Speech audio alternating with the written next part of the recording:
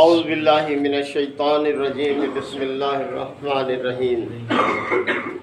اتلو ما اوحی الیک من الکتاب واقم الصلاۃ ان الصلاۃ تنہی عن الفحشاء والمنکر ولذکر اللہ اکبر واللہ یعلم ما تصنعون ولا تجادلوا اہل الکتاب الا باللتی ہی احسن إلا الذين ظلموا منهم وقولوا آمنا بالذي أنزل إلينا وأنزل إليكم وإلهنا وإلهكم واحد ونحن له مسلمون وكذلك أنزلنا إليك الكتاب فالذين آتيناهم الكتاب يؤمنون به ومن هؤلاء من يؤمن به وما يجحد بآياتنا إلا الكافرون صدق اللہ مولانا العظیم۔ سورہ عنکبوت کے یہ 5ویں رکوع کی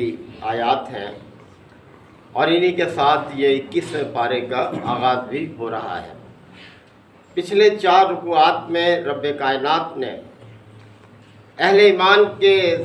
لیے سابقہ قوموں کا تذکرہ فرمایا اور ان پر یہ بات واضح کی کہ جس طرح تمہیں مکہ میں اہل مکہ یعنی جو مخالفین ہیں تم پر اذیتوں کے پہاڑ توڑ رہے ہیں، یہ کوئی نئی چیز نہیں ہے۔ دیکھو سابقہ قوموں کو بھی ان حالات کا سامنا کرنا پڑا، انہوں نے اذیتوں کو بڑے صبر و ثبات کے ساتھ برداشت کیا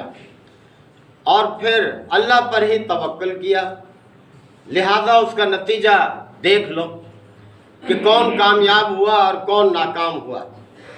وہی لوگ کامیاب ہوئے جنہوں نے اپنے ایمان کا ثبوت صبر کے ساتھ دیا اور اس پر ڈٹے رہے، بجائے اس کے کہ اپنے ایمان کو چھوڑیں، علاقے کو چھوڑ دیا انہوں نے، اپنے ایمان کو سلامت رکھا۔ اور آگے یہی چیز آ رہی ہے کہ اہل ایمان نے چونکہ اس کے بعد ہجرت کرنی تھی حبشہ کی طرف، اس لیے اب انہیں پچھلی آیات میں تو صبر اور توکل علی اللہ پر ان کو خوب متوجہ کیا،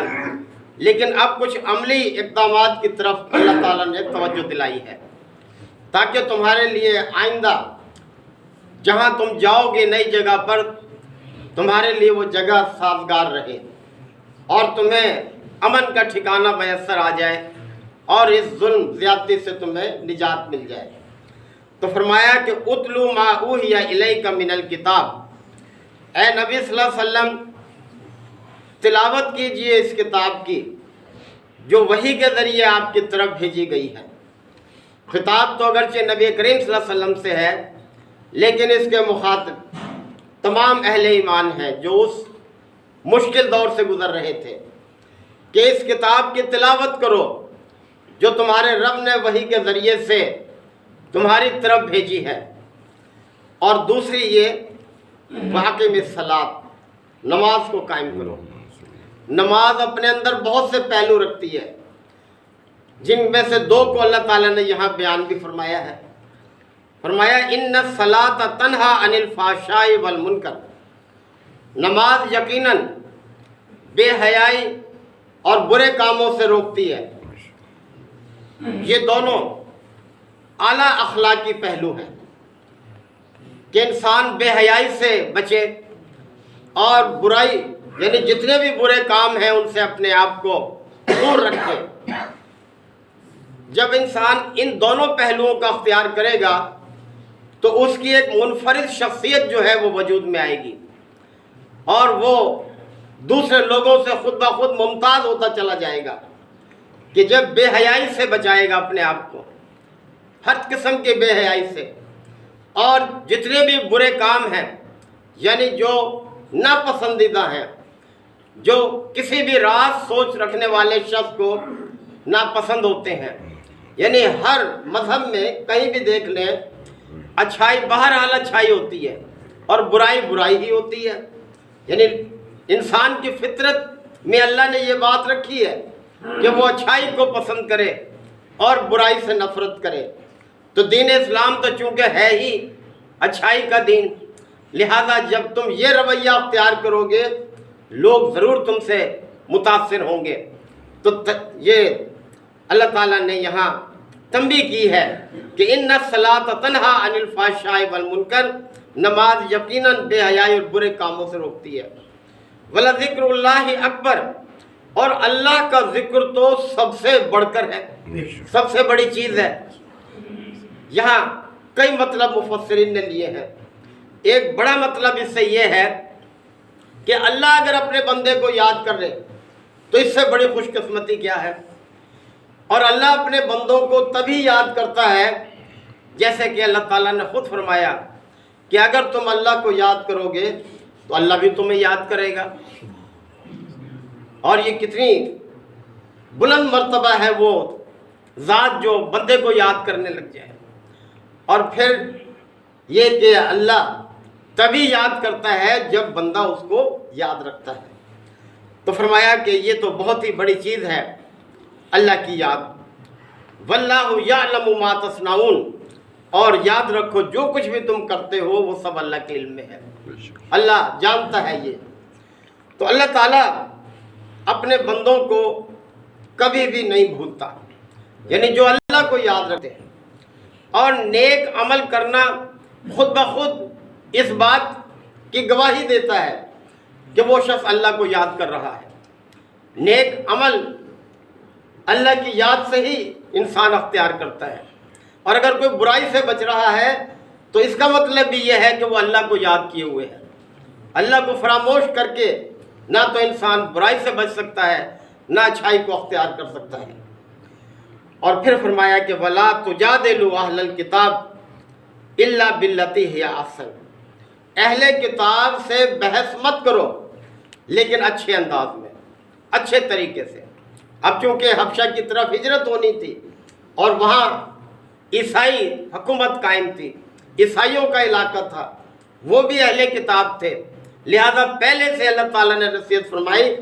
کہ بحث برائے بحث مت کرنا ان کے ساتھ، بلکہ اچھے انداز میں ان کے ساتھ بحث کرنا۔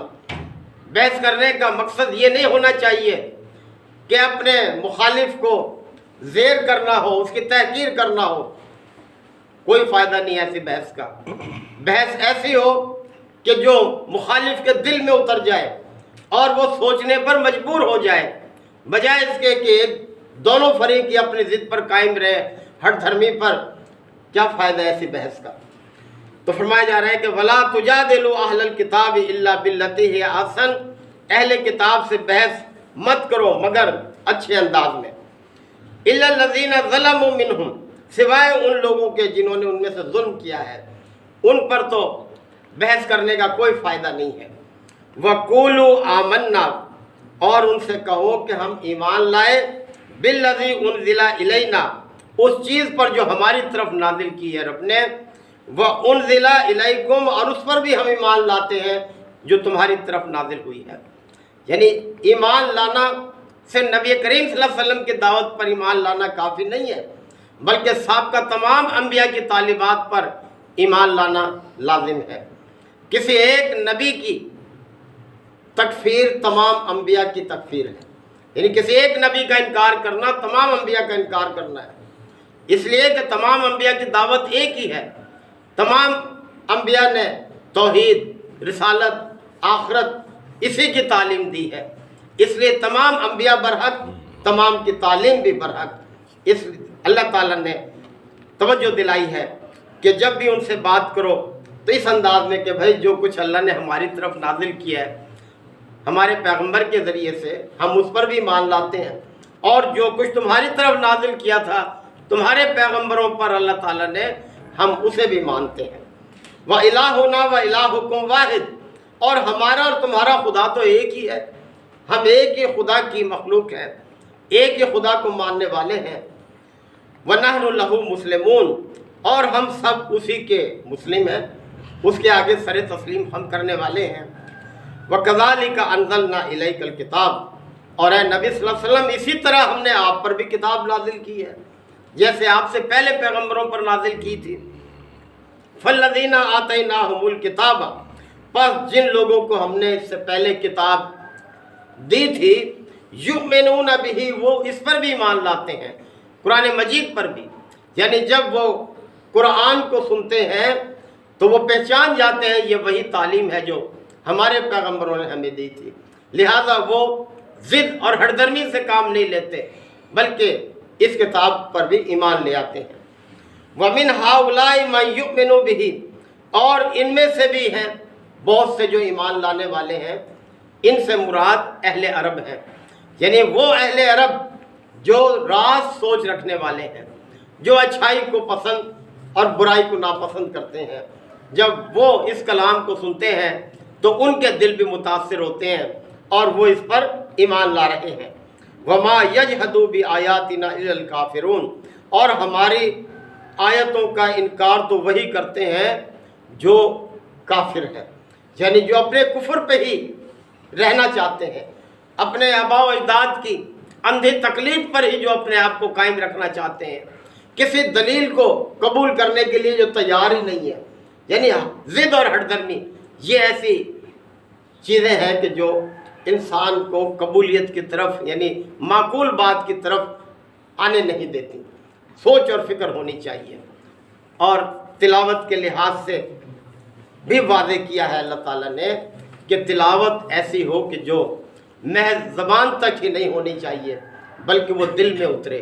اور پھر اس کے اثرات انسان کی شخصیت پر ہو۔ وہ تلاوت کیا تلاوت ہے اس کتاب کی کہ یہ کتاب جن کاموں کو کرنے کا حکم دیتی ہے تلاوت کے بعد بھی انسان ان کاموں کو نہ کرے، اور جن کاموں سے یہ کتاب روکتی ہے تلاوت کے بعد بھی انسان ان کاموں سے نہ رکے تو اس نے کیا تلاوت کی ہے اس قرآن مجید کی۔ تو اس لیے فرمایا جا رہا ہے، اور ایک جگہ فرمایا کہ اس کی ایسے تلاوت کرو جیسے تلاوت کرنے کا حق ہے، یعنی اس کے مفہوم اور معنی کو بھی اختیار کرو، سمجھو انہیں اور پھر انہیں اپنی زندگی کا عملی طور پر حصہ بناؤ۔ اللہ تعالی ہم سب کو عمل کی توفیق عطا فرمائے۔ الحمدللہ رب العالمین، الحمدللہ وکفا وسلام علی عبادہ الذین اصطفی، ربنا آتنا فی الدنیا حسنہ وفی الآخرۃ حسنہ وقنا عذاب النار وادخلنا الجنۃ مع الابرار یا عزیز یا غفار یا رب العالمین۔ اللہم انک عفو کریم تحب العفو فاعف عنا، اللہم من احییتہ منا فاحیہ علی الاسلام ومن توفیتہ منا فتوفہ علی الایمان، یا شافی الامراض اشف مرضانا ومرضى المسلمین، یا قاضی الحاجات اقض حاجاتنا وحاجات المسلمین، اللہم انصر الاسلام والمسلمین، اللہم اجرنا من النار، اللہم حاسبنا حسابا یسیرا، رب یسر ولا تعسر وتمم بالخیر وبک نستعین، ربنا تقبل منا انک انت السمیع العلیم وتب علینا انک انت التواب الرحیم، صلی اللہ تعالی علی خیر خلقہ محمد و آلہ وصحبہ اجمعین۔